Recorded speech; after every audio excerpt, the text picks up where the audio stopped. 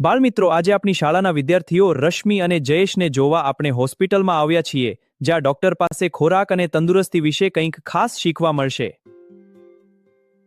નમસ્તે ડોક્ટર, આજે અમને સમજાવો કે શરીર માટે સારો ખોરાક કેમ જરૂરી છે.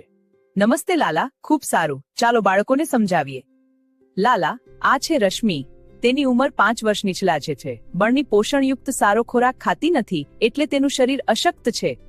તેને તાકાત નથી, તે વારંવાર બીમાર પડે છે અને રમી શકતી નથી કે લખી વાંચી પણ શકતી નથી. ઓહ, આ તો ખૂબ જ ખરાબ કહેવાય ડોક્ટર.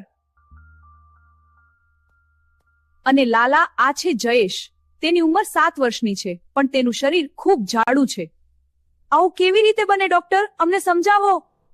તે ફક્ત જંક ફૂડ જ ખાય છે, એટલે તે સક્રિય નથી અને તેને દુખાવો થાય છે. અરે, રોજે રોજ જંક ફૂડ ખાવું પણ ખરાબ છે ડોક્ટર. હા લાલા,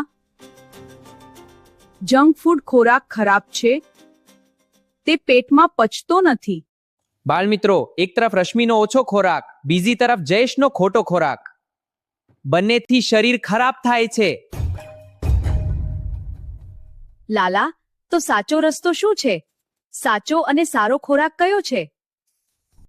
સંતુલિત ખોરાક જ સાચો અને સારો ખોરાક છે. લાલા, કોણ કહેશે કે સંતુલિત ખોરાકમાં કયા કયા ખોરાક આવે?